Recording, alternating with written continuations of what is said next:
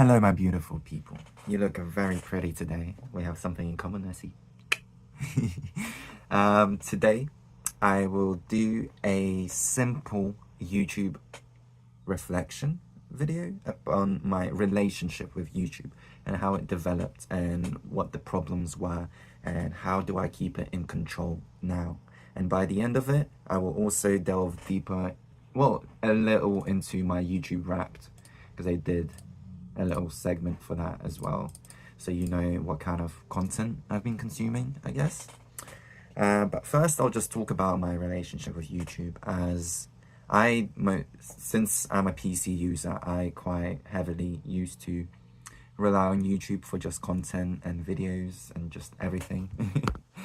And I would say I did have a problem with just watching YouTube, always having it on, always like getting stuck on it, the spiraling of next recommended, and just it's never stopping. When you're bored, you can always find something on YouTube to watch.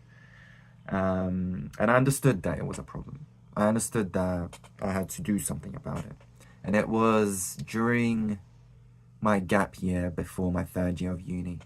I understood that I wanted to put a healthier practice in, so that by the time I'm in uni, finishing my last year, I would already have most of it handled and understood.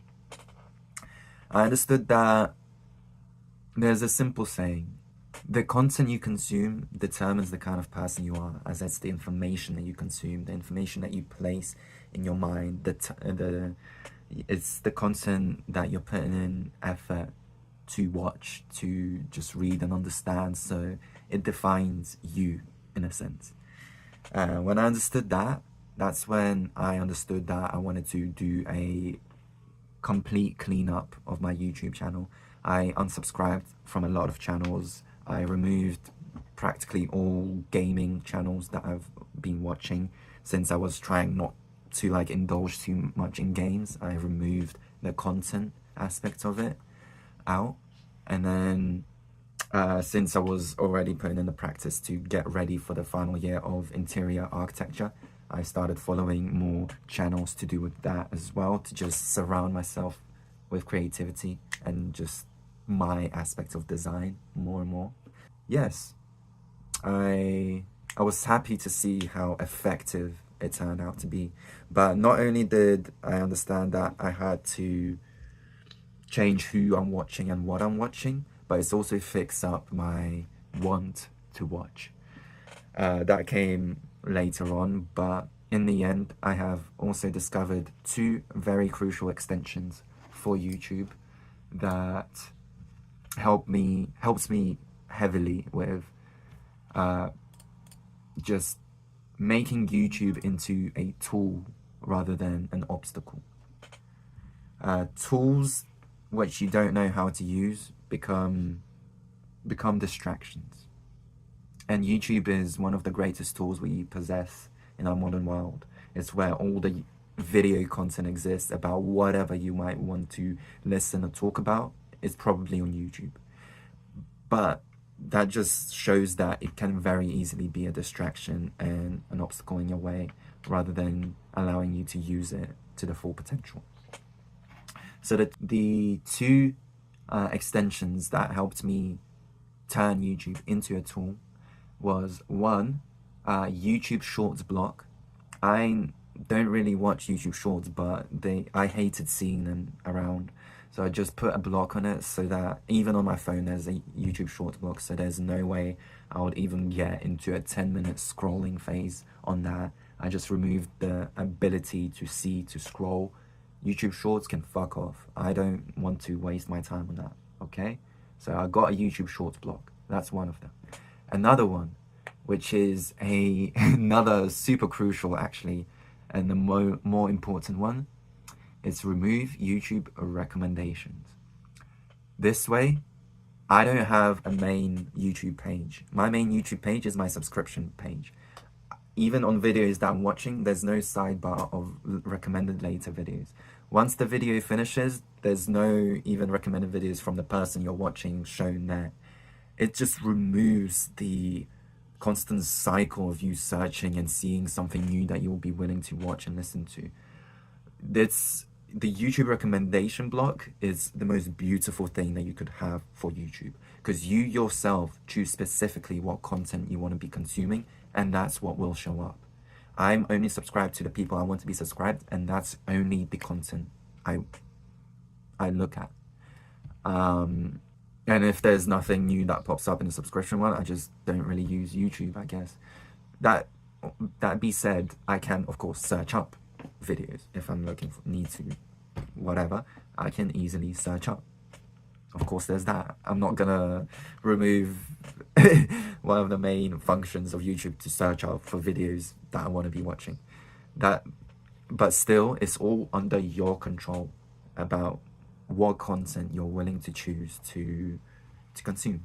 And these two extensions allow me to have full control of that. And you will be shocked to know how much time it has saved me, how much time I was able to put into more valuable and necessary actions rather than consuming YouTube videos continuously.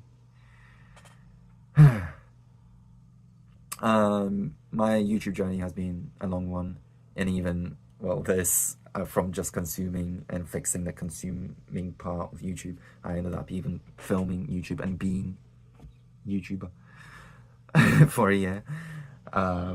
So yeah, it's an interesting journey. Oh, I'll be right back in a second to get into YouTube Wrapped. Okay, so YouTube also had a yearly wrap summary thingy, so I'll just delve into that a tad. The first one was my top interest, my 5 top interests of YouTube this year. Number 5, focusing on personal well-being. Fuck yeah. Number 4, watching travel documentaries. Like, all of these are kind of linked to specific, I guess, channels. But the third one is, I had a phase at the beginning of this year, which is learning guitar techniques. But that didn't last too long, so I don't know how it is number 3, because I kind of dropped that off very fast. Number 2, listening to comedy podcasts. That's also related to one single channel. I will discuss the channels later on. And number 1 is exploring small apartment designs. Like I mentioned, there's one channel that I ended up keeping to watch for interior design, and it's called Never Too Small. I recommend it. It's a brilliant channel, and it's to do with the aspect of interior that I very well connect with, and it's changing the interior to suit modern needs and making it more aesthetic and functional. But funnily enough, as later on you'll see, when they'll show top 5 channels, Never Too Small is not actually on there, surprisingly. That's why I'm mentioning it now. So yeah, next page. I watched 169 channels this year. I mean, that doesn't really say anything, but I feel like it's way less than what it usually was before. And then, here's my top 5 channels. Number 5, Yes Theory. A beautiful channel about being open to discomfort and accepting it and surrounding yourself with it to make life more interesting and fun. And it's about traveling and uncovering truths around the world. So it's an incredible channel. Number 4, Home Alone, which is in fact a music-based channel. I will admit it is AI music. The only reason that it's on there is because the videos are like an hour long and I just let them play. Truthfully, it shouldn't be on there. I wish Never Too Small was instead of the Home Alone. I'll change that. There you go. And yeah, number 3 was Atrioc. Atrioc is one of my... he's very fun, not gonna lie. And he used to do these Marketing Mondays. And truthfully, that was the way I would get news around the world and shit that's happening. About him talking about it on a marketing basis and just sharing whatever is happening. Yeah, just a fun, joyful channel that I watch. Number 2, Heinz. If you overlook the last 3 years of YouTube, Heinz is probably my number 1 within those 3 years.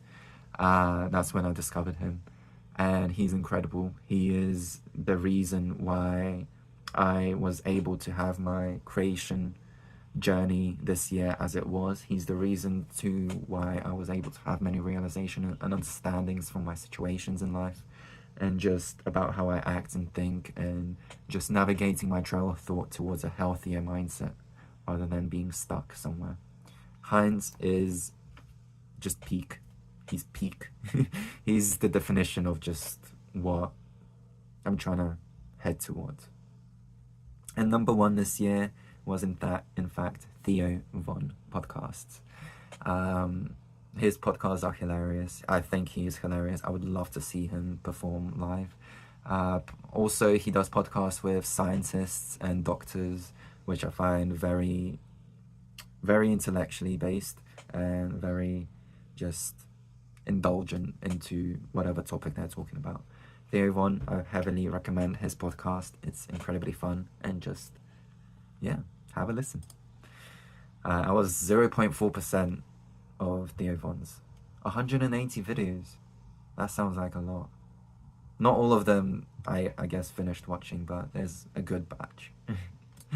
Alright, and the last page, that's just what it was, yeah.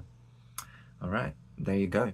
That's a little recap, a little delve deeper into relationship that I had with YouTube and what it is now, and how I was able to make it into a healthy useful function. Thank you for listening. Hopefully, if you're having problems with YouTube, hopefully those extensions will help. I promise you. Put them on, remove the ability to be able to consume all that content that does exist there, and yeah, let's live a more intentional life, shall we? Thank you for listening, and goodbye, my dear people.